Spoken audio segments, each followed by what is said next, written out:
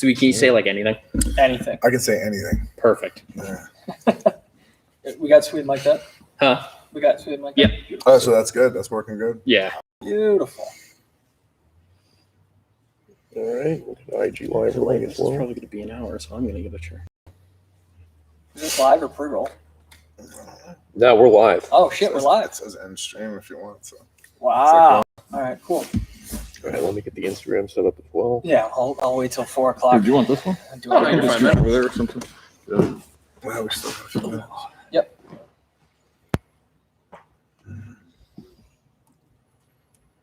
Yeah, Alex, since it'll sound really good, you can read some of the questions too. Yeah. Because the light is actually kind of blocking it on my end. Okay. And I can pop out the chat window. Oh, there you go. Do that right there.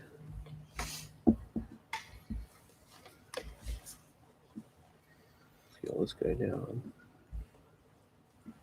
Do Instagram as well. Cool. So many hearts. I know. It's because people love us. That was your hearts? I'm gonna go on it and just keep hitting it. Good idea. What hit the hearts? Yeah. You can see, I don't know if you can see them on there, they just keep. What was this? Was this a different? Yeah, so this is Instagram Live. So that's my Instagram Live. phone camera right there. Okay. So that's YouTube. This is the Live. real deal. Okay. Yeah, I like the YouTube Live way better than the Instagram one. Yeah, Instagram Live is not great. Mm-mm. Hey, Instagram Live, guys, if you want the superior experience, check out the link in our bio to our YouTube channel. But thanks for popping in here. Beautiful. Sweet. Another minute or two. Do the intro where we talk about the super chat and whatnot. Now we have the link for the support. Sam, you content. need more ink. Oh yeah, I know. Looking inkless. One of us. One of us. It does seem that this one is also a bit behind the curve, isn't it? Yeah, that was a while ago. Yeah, they both kind of lag a little bit. This one looks pretty good. That's So it's like not a second. Too bad. Yeah, this YouTube one's is like, pretty quick. yeah. Swede Burns is a national treasure. Swedes Dev video helped me so much. Perfect. All right. Thank you. We'll start it up. What's going on, guys? Sam Brown, Director of Performance here at Elite FTS, joined by the infamous Swede Burns. We just got done filming for the day. Amazing stuff coming your way. We're really, really excited about it. So we figured we'd jump on a live, have you guys have some direct contact with Swede, ask him your questions. If you're joining us on YouTube, I'm going to go through all this multiple times today. But we have the super chat function down below. What that is, that's a means of directly supporting Elite FTS, the coaches, the athletes, the content, everything that we do. Feel free to put a super chat or a super sticker down below. We also, in the link of this live on YouTube, is the content support section of our website. Anything that you purchase there is going to go directly towards the support of the content that we create. So if you like what we do, share, support, send this to your friends, buy a t-shirt, buy some bands, buy an ebook maybe, right? And then We got fucking killed him. That's how Swede Burns dies. I mean, or buy an ebook. Yeah. Yeah, right. Fifth Set is actually linked in the description as well. So if people want to check that out. Yeah. All right, guys, let's get some questions from the YouTube rolling. Let's see what we got. Alex, you pick a good one. We'll go from the top here. How can powerlifters build their lower lats? I know many of us become upper lat teres dominant lifters. What would you suggest to fix this? You want to take that one? Yeah, sure, I'll do that. So there's a couple things to cover here. First, you should be doing some kind of low row, a cable row or a barbell row. Lower to the torso is helpful in that regard. Also, if you're doing the Swede crushers correctly, right? That's something that Nick and I have been working on, learning how to do that correctly in training. Bringing the elbows together, it's going to make a tremendous difference. That's another one. I should do a separate tutorial for that, where I just cover that aspect of it, because it actually teaches you how to use those muscles and involve them in the bench press as well. So that's pretty much in order for me to demonstrate that, I would have to do a whole separate video, but that's something to look out for. I think that's going to be a really useful application for that movement. So, All right. Beautiful. what were these other? And there's like a bunch of questions here. Yeah, they're going to be rolling in. And guys, as you post up your question, keep in mind the YouTube chat goes super, super quick. So give us a little bit of patience when we're going through these questions here. Let's, do you want to do a Instagram question? Yeah. Or go back to YouTube. Doesn't look like we have anything. Beautiful. What is Swede drinking? What's in the cup? This is coffee. It's actually blonde coffee, which is my personal favorite. Most Starbucks locations you'll find don't keep blonde coffee on anymore, and I'm not sure why that is, but fortunately they do sell those K-cups, so you can make your own by the cup, and that's what I did here. I hope that's helpful. That's exactly what they needed to hear. Okay, so we got, here's a bunch here. Yep. Yeah. So favorite movement for developing a strong low back? You want to take that one? Sure. Cool. Favorite movement for developing a strong low back? I'm going to go with the obvious quintessential answers here first. I think that squatting and deadlifting are going to help you build your lower back probably better than anything else. Squatting, for example, will build it in more in a static stabilizing manner because it's an axial load, whereas you have a little bit more shearing force with something like a deadlift, at least a conventional deadlift. So both of those together are actually a good start, but then obviously we would want to do some isolation stuff. So I'm not sure, can I use the term reverse hyper? I think those are a really great movement I would say it's irreplaceable, or some type of pendulum device. There you go. How's that? Some pendulum device that allows for spinal tractioning. What a good one, something that's designed well, will actually traction all the way up to the thoracic. So it's good for overall spine health. As somebody who broke my spine in 2 places and had to have surgery and so forth and all that stuff that happened, I think that was a tremendous part of my recovery. That was a big part of it. And as far as having a strong lower back, another one that's really good will be conventional rack pulls below the knees that puts a ton of shearing force on that area directly. So while static movements are probably not best for hypertrophy, they're definitely best for carryover into the main lifts where the role of those muscles is static during the lift. So a good example of that would be squat or deadlift. Both of those, the muscles of the back are typically pretty static, throughout the movement. So I'll just kind of piggyback off of that. Swede, what do you think in terms of building a stronger lower back? Mm-hmm. How important it is that they learn how to brace correctly before even really focusing on that? Okay, so I think bracing is probably the most important thing that any lifter is going to learn how to do throughout the course of their lifting career. And not only knowing how to cue it or how to activate bracing when you intend to brace, right? So being able to visualize what exactly is happening and knowing how it feels, doing some activation work can go a long way ahead of time. So I actually have a whole protocol that's laid out in both books, both evolutions as well as the initial methodology, both cover that. And I've written a ton of articles. I've actually written, I think, 3 specific articles on the subject of bracing and how to prepare yourself to be able to brace correctly in the session you're about to train ahead of time. And it only takes about maybe between 5 and 8 minutes, something like that, to roll through the sequence of exercises that will basically allow you to activate all the muscles of your abdominal wall so that they can function correctly. And I think it's interesting that most people, when they get injured, something that was being looked at recently was the fact that there's almost always dysfunction in one or more of the muscles of the midsection prior to the back injury, prior to spine injuries. So I don't think that's a coincidence. Well, you could argue that most people have dysfunction anyway. Certainly among lifters, addressing that is something that I would hold as a top priority.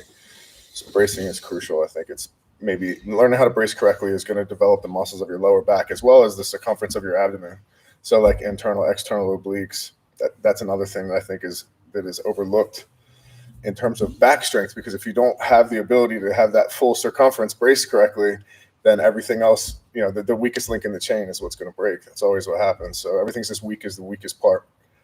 you know? So you can have a really strong erectors and have everything else be weak and you're still susceptible to injury.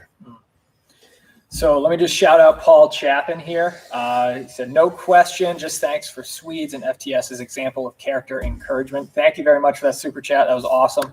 Thank you very much, Paul. We appreciate that thoroughly. Thank you, sir. Let's go to the next question here. Do we want to hit the Instagram real quick? Yeah, We got let's grab one it. on special forces and one on delo to stall movement or all lifts. So either one of those or both Where was that?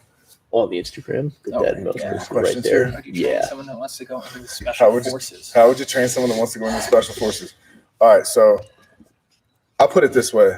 I would highly recommend that you follow my boy O3OG on Instagram, right? He's someone that I've been training for a good bit. He's a grunt. And, you know, I think that a lot of the stuff that we're doing in Fifth Set is going to prepare you for what's going to be required in any branch of the military. And what I mean by that is we're covering things like linear strength endurance, nonlinear strength endurance, you know, absolute strength. These are everything that's covered in Fifth Set. Now, obviously, you could adapt to the specific needs of the individual, but it's a really good general strength program that covers all types of strength. So in that way, I think that just following one of the templates, certainly following the MSM sequence system would be a major benefit. If you could make it through an entire macro cycle and drop fatigue before heading in there, you got a much better chance of making the cut. So that would be my advice in that respect. Yeah, because especially with any sort of military, police, fire, or whatever, like you're working in non-ideal situations. Sure. Right. So stress management is always going to be top priority for sure. Sure. And being able to so for example, if you actually have physical conflict, absolute strength is going to help you to a certain degree, or limit strength. But if you last more than 30 seconds in a fight, you're gonna have to be able to perform in a way like you're gonna have to be able to demonstrate linear strength endurance. And if it's going to be a repeated thing, like when you're in a situation of conflict, nonlinear strength endurance, the ability to continue to repeat those performances or to keep fighting, that's crucial. So you have to cover both ends of that. You know, I think that Fifth Set does a really good job of covering that in a very general way, and specific training is going to help more specifically. So. And we got another super chat from Chris Lancaster. Hey, Swede, thoughts on rolling dumbbell tricep extensions on the floor? Best set rep tempo for punishing tries and bench training. Sure. Well, first of all, I'm a huge fan of the rolling tricep extensions of the dumbbells. I've been doing them for like 20 years. And in terms of what is the best set rep tempo, whenever somebody asks me something like that, the first thing that I'm going to say is, what are you trying to accomplish? So if it might be just more of a, hypertrophy, if that's the goal, then you would a rep scheme that respects that. So maybe in the area of between 6 and 15 reps, right? If you're trying to be actually stronger and have better carryover directly into one of the main movements, you could even go as maybe in the 4 to 8 rep range. So you're on the lower side of that. It also depends on so for example, if we were using the sequence system further out from the meet, like the first mesocycle, for example, will be higher reps, a little bit lighter weight. And as you got closer to a meet, it's going to be very low reps, and it's going to be a lot more taxing. So you won't be able to handle as much volume. So it really is a matter of handling the specificity of what exactly it is you're trying to accomplish. Now, if you've been using one protocol, let's say, say you've been doing 3 sets of 10 for an extended period of time, and you find that you've stagnated, right? Like you're not really making as much progress anymore. Switching for a little bit to a lower rep scheme with a heavier weight could help you break through that, because you haven't necessarily maxed that out yet.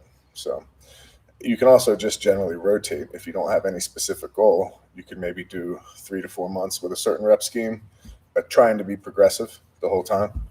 And then after 3 to 4 months with that, you could roll to a different rep scheme with a different percentage, and very much the same way. And a lot of that is covered in the book. So in the Fifth Set, the Evolutions book covers that a little bit more. I've also written a couple articles that get into a little bit more detail about how to rotate movements and so forth. Probably more so than I'll be able to do just answering a question directly on here. Here's a good one. Swede, can you explain how you came back from your spine injuries to be able to squat again and what you do now to continue to train? He has 2 bulges, 2 herniations, and a worn-out hip, but he still trains.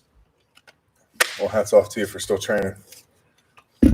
Yeah, I think that if you do this for long enough, you're probably going to have a laundry list of injuries that you're carrying along with you on your journey. But in terms of what I did in my specific case, I took the doctor's orders and I respected them, at least especially initially. So when he gave me limitations, I followed them.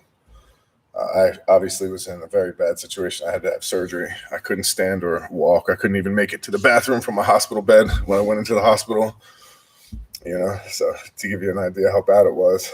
But in terms of recovery, I took my time. I didn't load anything for a long time. I worked on some of the stuff we're talking about, like the activation and bracing stuff. I made that a priority, I worked on mobility as well, spinal mobility, made sure that I didn't lose that, because I think that's also, very important that you can still have good movement. So I did whatever I needed to do to preserve movement. I did very little in terms of loading for the first maybe 6 months or so, maybe even a little longer than that. And I abbreviated range of motion for a period of 2 years on certain lifts. For example, I knew I needed to safely develop some adaptations in the area that was weakened in my spine. So I knew that doing rack pulls, conventional rack pulls, was going to give me a decent amount of shearing force. And it wasn't going to change throughout the movements. In other words, I wasn't going to start a deadlift and then have it get worse or much easier throughout there. So by starting at just below the knees, I built that up very slowly over time with volume. And my lower back got extremely developed to the point where it actually was almost dominating everything else in my body because it was getting so much attention. I just was like, I'm going to make sure that this is break proof, that there's nothing that could happen to. So I attacked the issue itself, and I did so very safely and methodically. My plan was that within 3 years, I would be able to squat heavy again. Like when I say heavy, I mean actually heavy. And that worked by not rushing it. And honestly, to be completely transparent, there were a couple, maybe twice throughout the course of the first 3 years that I had some re-aggravation to the injuries and so forth, like where I could feel some of the nerve stuff again starting to wake up. And I used that as an indicator that it was time to back off. And by doing that back and forth, I haven't had any issues in years at this point. And I still, I squat relatively heavy every week and sometimes extremely heavy, as far as to squat 800 pounds with a safety squat bar last year. So that's pretty wild considering someone who's had a major spine injury and surgery. I was happy with that. Plus I'm old. So what I want to do now, just kind of for everybody that just kind of joined us, if you're on the YouTube, feel free to take a look down below. You'll see those super chats and super stickers.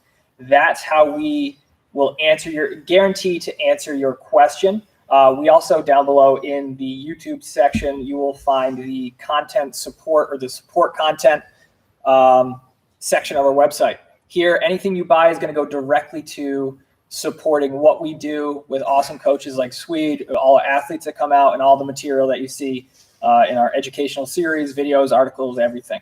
So if you are in a position where you can support, please do so. But also make sure you like the video, subscribe, turn the friggin' bell on. That's big. So you guys get notified when we go live, notified when a new video comes out.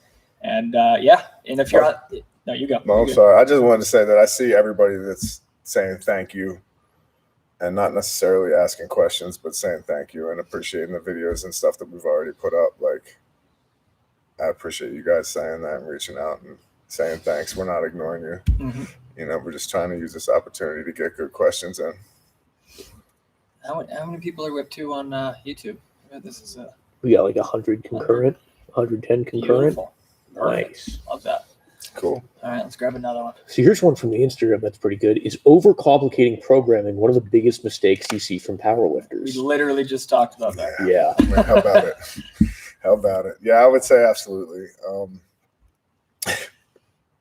This is pretty funny, but that's what ends up happening is people start lifting and they find something new and they're like, oh, I really like this. I love this. I want to be good at it. What can I do to be better at this? And the sad truth is, like, do it for like 5 or 10 more years, right? But you tell people that, and like, yeah, I know, but like, what can I do right now that'll really speed it up? That's going to get me there like faster. And it's like, well, what if I they try to modify things that are really, they don't need to be modified. You don't need, like, every aspect of your training does not need to be modified. You need enough stimulus. You need an effective stimulus to get the adaptation you're looking for. And then you need the ability to recover from and adapt to that stimulus, which is inside you. It's not necessarily something that's going to be, that's predictable even based on the training means. So I mean, there's genetic predisposition is the biggest factor. But yeah, I do think that people oftentimes railroad themselves, or they go off the rails, I should say, wildly and quickly by trying to change something that doesn't need to be changed. Like, you don't need to rotate your movements every week. You don't need to rotate your assistance movements every 3 weeks. You don't. That's just all there is to it. Like, if you want my opinion, that's what it is. Find a method that's simple, follow it for 5 years. You're going to find that the questions you have are very different than they are now. But yeah, I do. Even people at the top level, I've worked with, the absolute top level lifters that win the biggest meets in the country, and they're doing very simple stuff. They're doing something like the sequence system. It might not be simple to design something like that, but the whole objective is to take a very complex task and make it simple for the user. And I already did that. So, just run it the way it's written, man. It'll work, I promise. So yeah, I do think that's a major issue, to answer your question. Kind of segueing off that a little bit.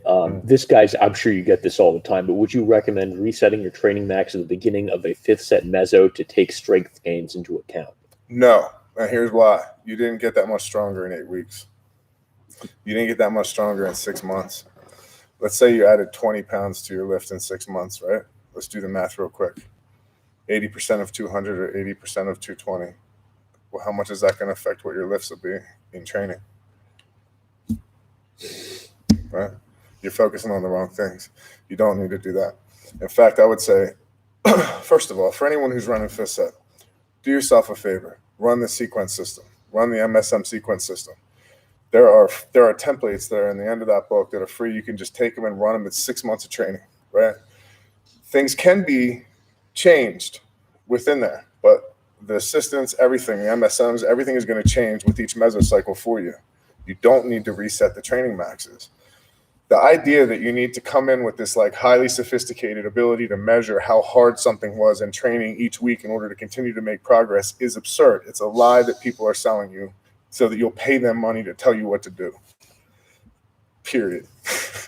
Bottom line. I've seen people go from never touching a bar to being world-class lifters, never considering those things. If you're learning how to squat and you're worried about figuring out exactly how difficult it was to the decimal, right? Like, that's too much for you to handle right now. Worry about technique. Follow a percentage-based method of training. And that's not to say that you can't benefit from that. Maybe you can, but like, what percentage of the population is going to benefit markedly from that? It's negligible. I think you should just run a method, run it the way it's written, make the adjustments as they're called for. If it ain't broke, don't fix it. That would be. Hopefully that answers that question well enough. So what are the things that a newer lifter should be focusing in on? Technique, right? I think that the only thing a new lifter should be focusing on is mastering the technique of the lifts. So in other words, if you're someone who you've been squatting for less than 5 years, let's say less than 5 years of consistently squatting. I'm not talking about the first time you ever put a bar on your back in high school and then you didn't lift for 10 years and now you decide to lift and you're going to tell everybody that you've been lifting for 11 years. Like, if you actually have a consistent record of training regularly for 5 years, those first 5 years, you shouldn't really be concerned with much other than technique. Like, you're going to get stronger. Do enough volume, follow the Prolepin chart, run 5th set, anything like that. Do enough, cover the basics, do the movements, right? Do the movements and do them well for 5 years. You're going to get so much stronger just from that, not to mention the improvements in like motor unit recruitment efficiency and the stuff we were talking about earlier. You're just going to get better at doing the movements, greasing the groove. That should be priority number one, way above anything else, way above worrying about like, am I controlling my self-regulating mechanisms in my training correctly? Like, that's why we try to keep it as simple as possible with 5th set. Like, initially the AMRAPs were designed to make people that were lying about their training maxes, for example, or having some like where they're kind of like what they wish they could lift, or what is this projected training maxes? I love that term, right? Like, what do you project? What is it, like a guess? Are you you're trying to predict the future? Like, this is what my training max will be. This is what my training numbers will be if I do this correctly. Like, it doesn't work that way. So taking a real world figure and running a percentage based approach so that you don't have to think about how the training progresses from week to week, and focus on making qualitative improvements in movement rather than quantitative improvements in performance. Focusing on that qualitative is going to bring the quantitative. That's all there is to it. Like, if you are actually making a priority that you're moving correctly, like when you're doing AMRAPs, make sure they're AMGRAPs, like as many good reps as possible, not just as many reps as possible, because when they go to crap, you're doing harm, right? So like, you're training one movement pattern, a good one, where everything looks the way it should, and then you're also training a movement pattern when they look like crap, and those are two very different things. So, for example, this is something I harp on all the time. So you've probably heard me say this before, but I'm going to say it again. If you're doing a set of 5 reps, right? You're doing sets of 5 reps, and the first 2 are beautiful, and then the third one is not that great, and then the fourth one is garbage, and the fifth one's garbage. Like 60% of the time, you're training yourself to suck. You're doing more of the bad movement pattern than the good one, right? Focus on good movement. Focus on good movement and do enough work. You're going to get the adaptations you want, but not only that, you're going to be a good lifter. You're going to learn how to be a good lifter. You know, that's part of it. Like, you could be really strong, and everyone is waiting for everything to explode off. Everyone's waiting for the wheels to fall off you, and they will. They will. If you drive it like you stole it, you don't get very far. You know what I mean? All right. We ended up getting a super sticker from Porter Wood. Thank you very much for that support. We really appreciate it. What's up, Porter? Let's see. Do we want to go Instagram question? Yeah, this is a decent one, I think. What would you say is the biggest or clearest difference between Fifth Set and other programs? Between any other program? I don't. Well, okay. Let it rip. I'll put it like this. I'm not going to compare it to another method directly, right? But I would say that it's the most complete method. So they're really, while there are, if you listen to my Instagram story, you know, there are many questions. They're usually the same 10 questions, and they're actually answered in the book. So I would say that it's probably the most complete, meaning that every issue has been addressed, you know? So all the answers are already all the problems are already solved for you. Now, you can always find new problems. There's no way that I could prevent people from doing that. But it's, if you're running the sequence system, you have something that respects every law, every training law that we have, right? So you're going to get the most out of it from beginning to end, all the way to a meet. There's also the fact that my attempt selection protocol was formed from my own data, from performance data of my own lifters. So, and we corrected it as we went. So now, like, 90% of the time, roughly 90% of the time, you're going to get a minimum of 8 for 9 in a meet if you peaked using the Fifth Set peaking protocols. Like, so if you did like the extended peak, and if you use the attempt selection protocol, out of those 2 things, 90% of the time, you're going to get at least 8 for 9. That's crazy. If you've ever been to a powerlifting meet, you realize that is actually not something that happens at all. For someone to go 9 for 9 is pretty rare, but anyone that I'm there with coaching, you're going to be hard-pressed to find somebody that I'm there with coaching that doesn't go 9 for 9. And I'm not doing any kind of rocket science behind the scenes. I'm running the method as it was written. The reason I wrote the method, the reason I developed this system, I systemize everything because it makes it easier for me so I can do more stuff, right? So I was coaching 12, 13 lifters at one meet at a time when I really put this stuff, put this stuff into place. You know, that was when I really needed that to work. I needed to know that because I might have to watch a video of someone's second attempt and still know what to do for their third. Like, they're handing me a camera real quick because I was handling somebody else, you know? And to still be able to make the right call, I knew I had to lean on the math. So that was what I did. I leaned on the numbers. I mean, anyone who's ever used it, I think, will tell you. That aspect is also, you know, there's no equal to it, I don't think. All right. Next question, Zach Maychak. Thank you very much for that super chat. Cardio while already pushing training and recovery fairly hard. Love the Fifth Set book. Thanks, man. So the way that I lay out cardio in the book, because it is actually part of the method, this is something that gets overlooked. I have people do 9 miles per week by foot. So I don't care if you walk, run, crawl, what you do. If you're going to do it if you're going to do it by foot, 9 miles is plenty. And I'd like to have them split it over 3 sessions, right? So that would be no more than 3 miles at a clip. And typically, it's not a coincidence. You get 4 days off per week with Fifth Set. So it's very easy to do 3 days that you're doing the cardio. Now, if you split your main movement, the assistance work, so you end up doing extra days, like, for example, the deadlift days are very long. So if you're doing 3 variations of deadlift, and then you have to do all this other assistance work, you're probably better served doing the assistance work the next day, right? You'll do a better job. That's all there is to it. You're not going to be devastated and go into assistance work and treat it with the respect that it deserves. You just won't be able to, But so if you do it that way, the assistance work day would be the day that you're doing the cardio on. So try to move it from your main work on your training days as much as possible, and try to keep it so that you're not doing any more than that if possible. So again, I have a lot of military people. Some people have special requirements, so they'll be doing a little more and so forth, and other people sometimes a little less. It's always the individual need that you're going to have to consider with things like that with cardio. All right. This is a decent one. This guy has a limited home gym setup without the ability to add 5 pounds each week. Focus on pushing the AMRAP, add sets with same weight, ? Now, is this a theoretical question? I think this guy, I think he has a home gym setup.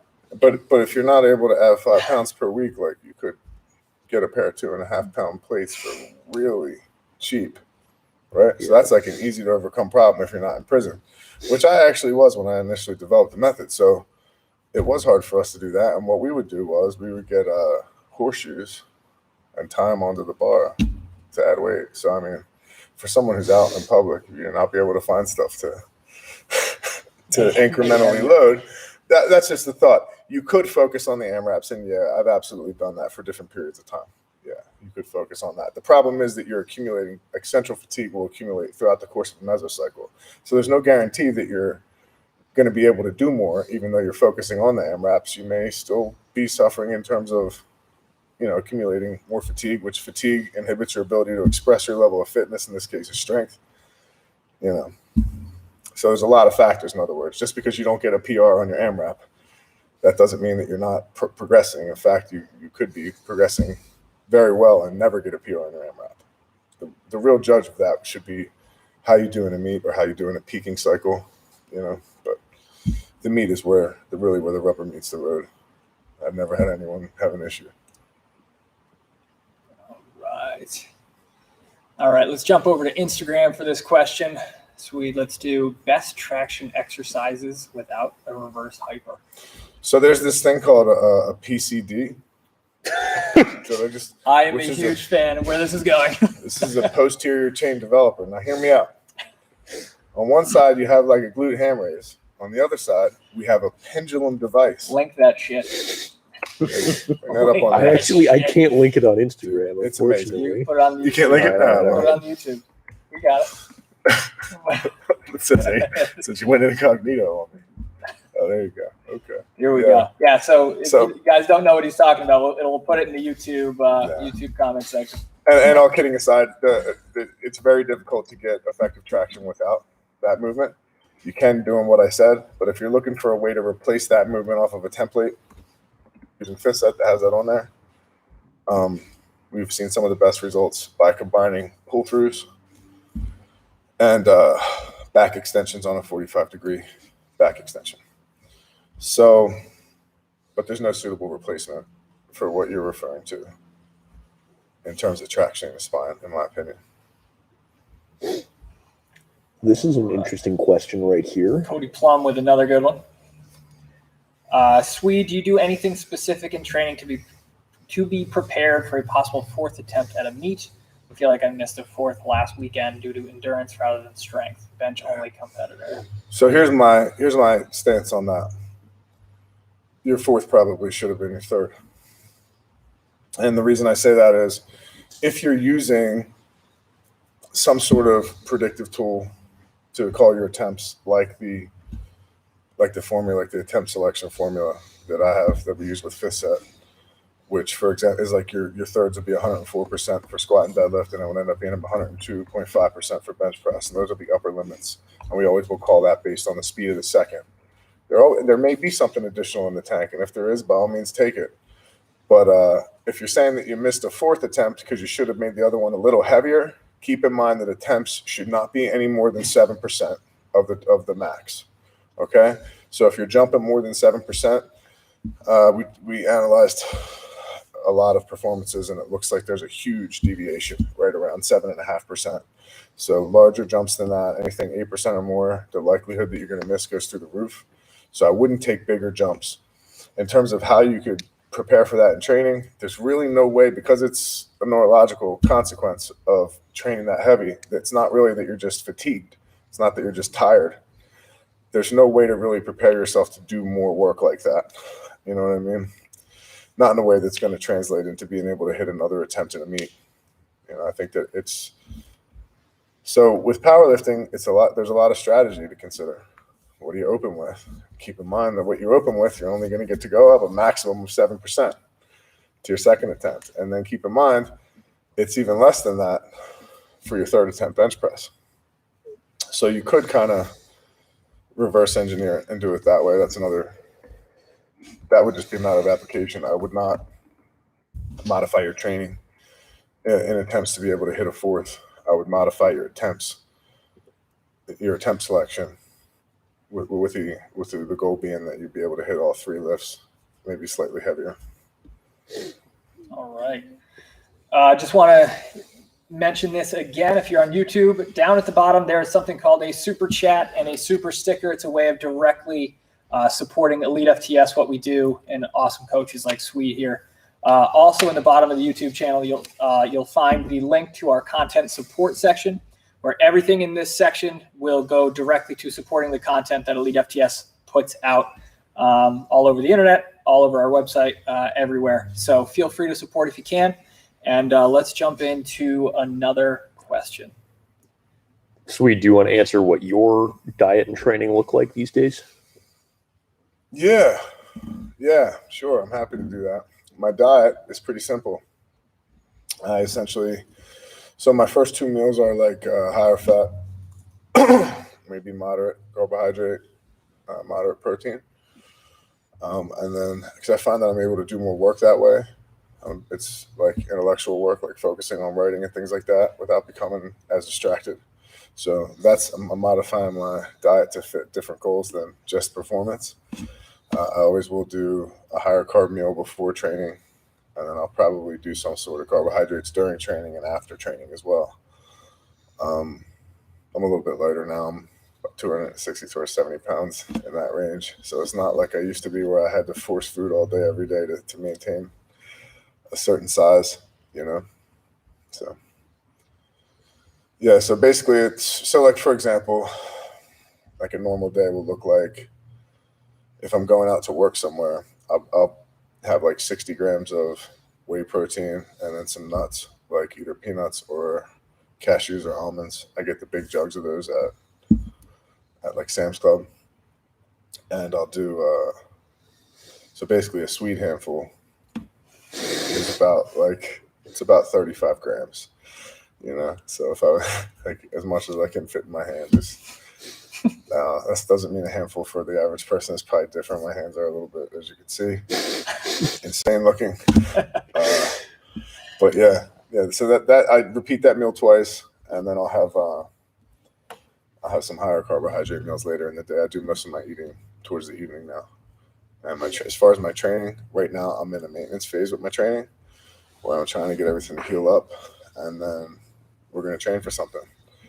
You know, once I'm finished the work for the book that I'm working on now, the final fifth set book and all that's together, then I'm gonna pick some training related endeavor that I could train for. So maybe a meet, or maybe I'm not sure.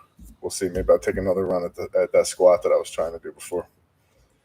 So that's a good segue. Do you want to talk about this project you're working on a little bit? Yeah, sure. So I'm writing a final book for Fifth Set. This is going to be the complete methodology. It will combine the first and second books in a cohesive manner, along with some additional content. So this should be a large book. We're going to make it so that you guys can get everything in one place.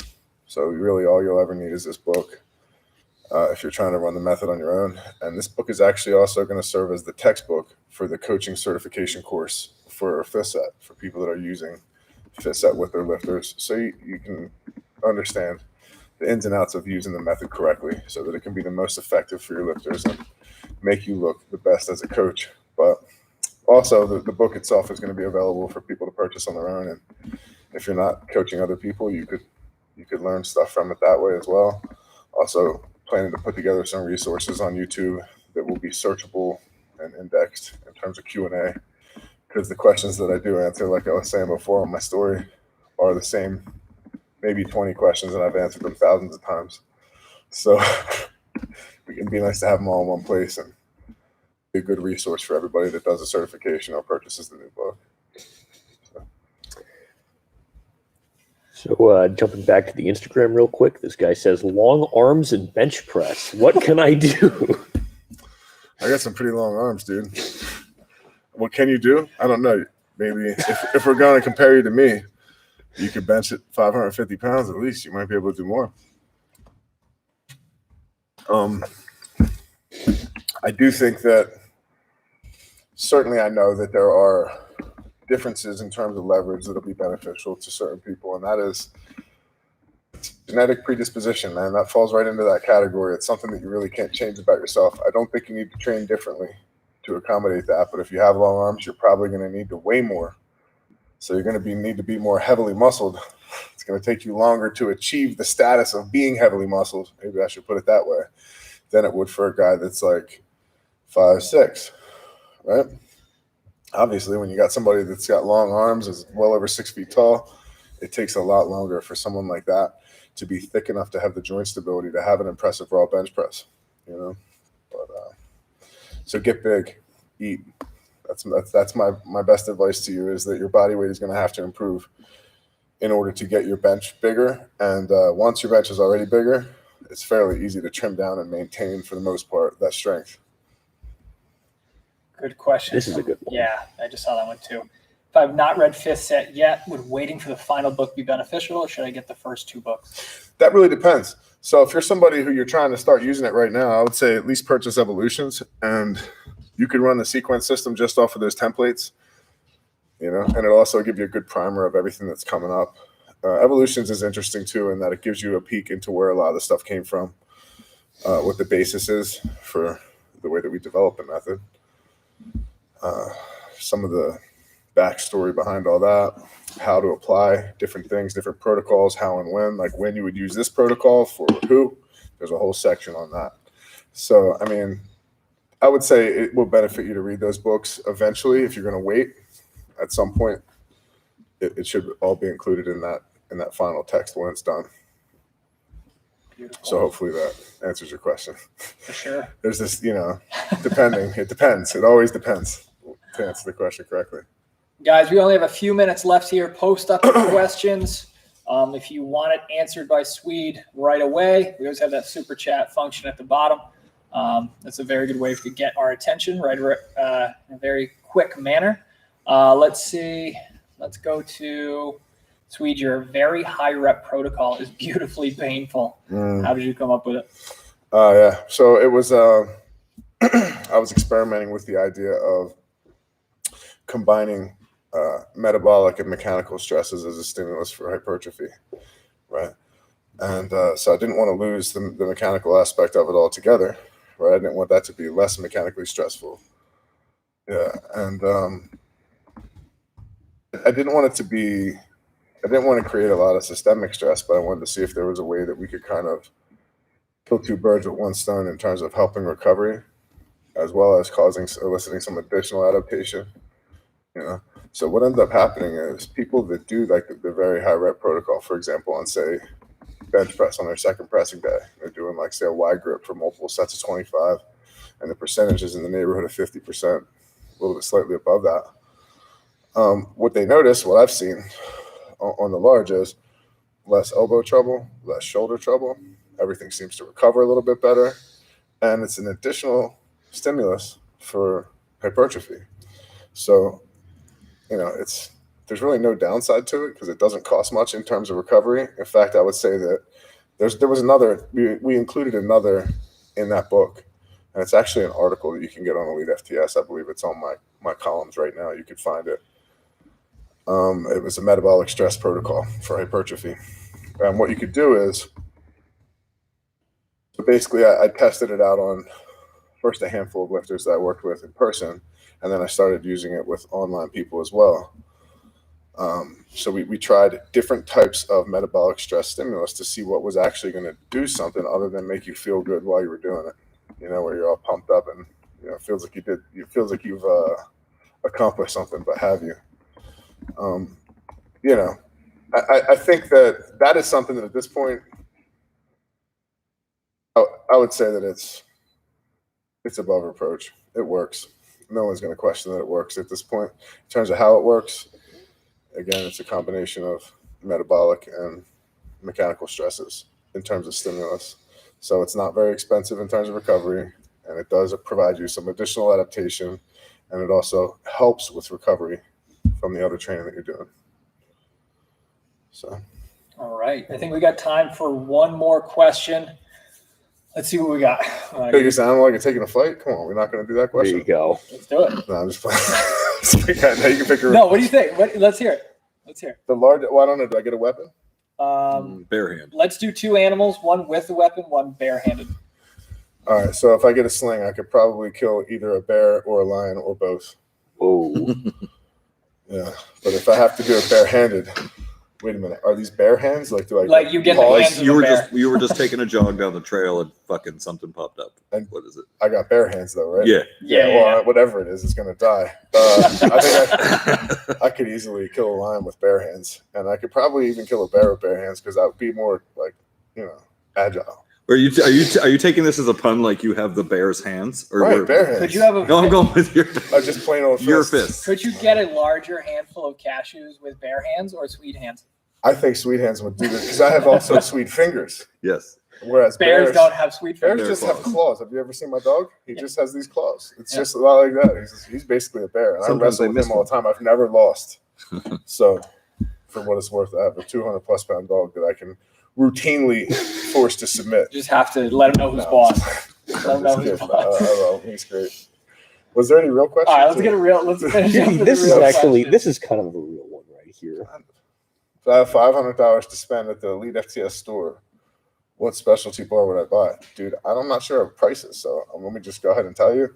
I would definitely get an SSB if you don't have one. That is under 500. So Boom. You're So golden. there's that. That's one. If you don't have a power bar, get an Elite FTS power bar. If you don't have a squat bar, get a squat bar. Because squat bars actually double as great bench bars.